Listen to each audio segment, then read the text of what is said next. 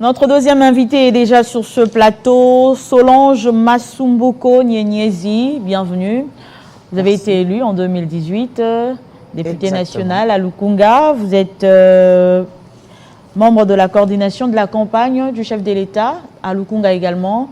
Exactement. Candidat député national à Lukunga, numéro 499, et au provincial à Ngaliema 193, c'est bien ça? Exactement, c'est ça. Vous avez déjà été élu en 2018. Pourquoi la population de Lukunga doit renouveler son vote pour vous? Exactement, c'est parce que le bilan, mon bilan parlementaire a été quand même significatif.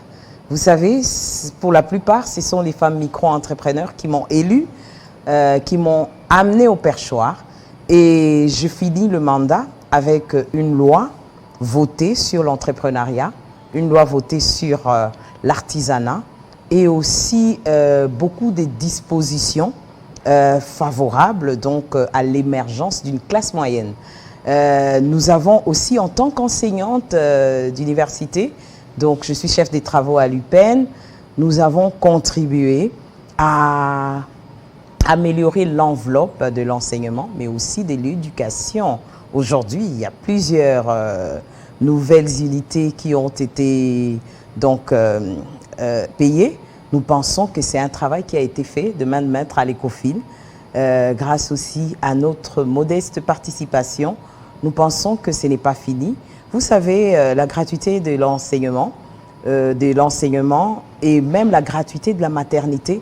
En tant que femme, nous avons commencé cela depuis longtemps dans notre association où nous avons fait la promotion de la santé pour tous et nous pensons que la loi de la sage-femme que nous avons votée, initiée par un de nos collègues, que nous avons voté, promulguée par le chef de l'État, vient encore asseoir donc, le plein, la bonne santé pour toutes les femmes, mais aussi la maternité pour tous. Il y a encore à faire. Nous pensons que la mise en œuvre de la loi sur l'entrepreneuriat, notamment avec les fonds de l'entrepreneuriat des jeunes et des femmes, pour permettre à toutes les femmes d'accéder librement à ces fonds-là, je crois qu'il y a encore un contrôle parlementaire à faire là-dessus. Il y a encore des plaidoyers à mener pour que les femmes se retrouvent. Voilà pourquoi elles m'ont encore mandaté pour 2023. Et je suis encore là. Et nous pensons aussi que le plein emploi des jeunes pose encore problème. Parce qu'il y a inadéquation entre les filières enseignées à l'université et les filières porteurs d'emploi en RDC. Inadéquation totale. Vous avez remarqué qu'en RDC, nous exportons ou nous employons des Chinois, des Indiens comme carreleurs, comme fabricants des jus de fruits, comme travaillant même dans les mines, dans les petits métiers, nous importons encore de la main-d'œuvre. Pendant que nos enfants, nos frères, nos jeunes manquent de l'emploi. Donc, nous avons encore du chemin à faire. Voilà pourquoi je pense qu'en m'offrant ce deuxième mandat, le mandat de l'expertise, je vais encore améliorer mes prestations. Vous avez vu, maintenant, il n'y a rien qui se cache sur Talatala. Mes prestations, mes interventions, mes initiatives parlementaires. Donc, vous jugez votre premier mandat positif, c'est ça? Je crois que c'est la population qui l'a jugé. Et voilà pourquoi elle me demande encore de postuler. Vous avez également... Après avoir fait une tournée dans ma district de Lukunga, dans les 7 communes, après avoir fait cette tournée que j'ai appelée dîner communautaire, dîner bilan. J'ai présenté les bilans parlementaires, j'ai écouté la base. Ils m'ont dit, nous t'offrons encore ce deuxième mandat. Vous avez également postulé à la députation provinciale. Qu'est-ce qui a motivé votre candidature en Ngaliema comme député provincial? Nous avons remarqué qu'il y a encore beaucoup de soucis d'insalubrité en Ngaliema et nous pouvons apporter quelque chose en tant que député provincial parce que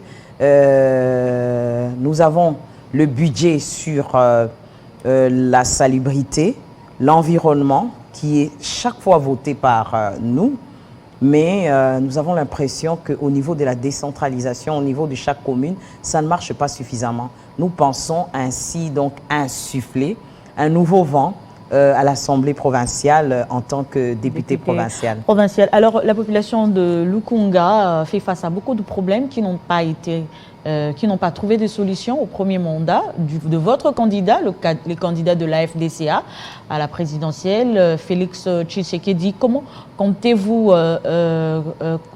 appeler cette population à voter pour Félix Tshisekedi, que la population reproche de n'avoir pas fait grand-chose dans cette partie de la capitale? Vous savez, d'abord, nous avons été choisis par le chef de l'État comme faisant partie de la campagne au niveau de la Lukunga, la coordination de la campagne de Fachi Beton au niveau de la Lukunga, parce que nous estimons qu'il faut préserver les acquis. Quels sont ces acquis, justement? Les acquis, tenez, nous sommes à Gombe, allez aux affaires étrangères, il y a un grand site financier qui sera bientôt inauguré. Ici, à côté de chez vous, Mamaemo, qui est rénové, eh ben, la route Nzolana, j'ai marché, j'ai plaidé pour que cette route-là soit réhabilitée. Eh bien, ça a été fait. Une route qui a fait 10 ans sans être réhabilitée, celle de Kimwenza, jusque donc au niveau de l'imprimerie ou du site universitaire de Loyola. Elle a été réhabilitée. Et donc, nous pensons que il y a des efforts qui ont été fournis, mais il y a encore à faire. Voilà pourquoi, si nous faisons confiance au numéro 20, Félix Antoine Tshisekedi, nous pensons que ce pays peut en tout cas prendre du chemin. Pour le deuxième mandat, qu'est-ce que la population de Lukunga peut attendre de son élu de 2018? Qu'est-ce que la population peut attendre encore de vous? Ce que la population peut attendre de moi, c'est un contrôle assidu. Vous savez, nous avons mené des plaidoyers, nous avons contrôlé, nous avons exercé notre mandat parlementaire en faisant des contrôles, mais ça ne suffit pas. Vous savez que nous avons été parmi ceux qui ont dénoncé la rame parce que la population, c'était une désidération de la population. Oui. Nous avons été parmi les personnes qui ont écrit beaucoup des initiatives parlementaires par rapport au caniveau. Et à l'OVD, au DG de l'OVD, nous avons été aussi parmi celles qui a écouté nos amis des provinces, nos amis de l'étranger par rapport à la problématique des passeports. Vous savez, certes, le passeport est maintenant accessible, il y a encore des petits soucis, mais nous pensons que cela va aller bon train. Nous avons été sur terrain pour voir les travaux des sites érosifs, parce que vous savez que Lukunga est jonché de plusieurs érosions, plus de 1000 érosions, mais à chaque fois, nous avons senti qu'il y a des efforts qui se font, il y a moins de corruption. Je suis donc membre du club des parlementaires de lutte contre la corruption, APNAC en sigle, donc nous pensons que Fachi Beton a encore mieux à donner à la population. Chers jeunes, faites confiance à notre candidat, le candidat des jeunes, mais aussi le candidat de la promotion du genre, le champion de la masculinité positive. Vous avez parlé de votre bilan sur le plan législatif et sur le plan social. Quel est votre bilan? Sur le plan social, 4 centres de santé mis en place par l'entremise de notre plateforme ADAC, Action pour l'autonomisation des communautés africaines. Une unité nutritionnelle qui s'occupe des personnes du 3e âge et aussi des personnes des 0 à 5 ans a été mise en place. Vous savez, nous avons toujours notre caisse d'entraide et de solidarité mutuelle, la CASOPEC. Cette caisse qui a servi plus de 10 000 femmes depuis 2018, ce n'est pas en une année. Et donc, c'est des crédits rotatifs à remboursement sans intérêt. Mais tout ce que je trouve d'intéressant là, c'est parce que je forme moi-même ces femmes-là. On fait des échanges d'expériences, mais aussi nous essayons de voir les difficultés qu'elles encourent pendant leur petit commerce pour les porter auprès de l'exécutif, hein, parce que vous savez, ce n'est pas toujours évident qu'elles connaissent leurs droits. Et nous avons aussi donc ainsi, avant même de déclencher la maternité gratuite, nous l'avions commencé depuis plus de 5 ans aujourd'hui. Les centres de santé, c'est dans Malouika. Nous avons dans le quartier Matadi Mayo un quartier de la commune urbano-rurale de Mongafula. Nous avons assisté ou approvisionné 2 centres de santé qui sont à Kanluka, toujours dans le silence. Et nous avons ainsi donc apporté notre appui par de cliniques mobiles, ça veut dire une clinique, un groupe de jeunes médecins et jeunes infirmiers qui passent de maison à maison pour apporter quelques petits soins gratuits ou quelques petits soins à coût réduit. Nous avons aussi le quartier Tchad. Le quartier Tchad, c'est un quartier de la commune urbano-rurale de Mongafula où nous avons aussi une unité, donc un centre de santé. Nous pensons que ce n'est pas ça notre rôle, mais nous l'avons fait pour assouplir tant soit peu les desiderata des femmes micro-entrepreneurs. Parce que chercher de l'argent, autonomiser, c'est aussi apporter des soins pour que, si elle est en bonne santé, elle peut créer de l'emploi, elle peut aussi donc encourager celles qui restent sans rien faire parce qu'elles n'ont pas de petits fonds de démarrage. Nous avons donné des fonds de démarrage, des bassins, des chaises et des parasols. Sur le terrain, comment ça se passe la campagne électorale? On ne sent pas vraiment ces candidats mouiller le maillot. Qu'est-ce qui se passe? Non, vous savez, je dois avouer que je n'ai peut-être pas diffusé beaucoup de choses, mais je viens de faire plus de 20 descentes dans ma circonscription de Lukunga, où il n'y avait pas moins de 2000 femmes dans la salle.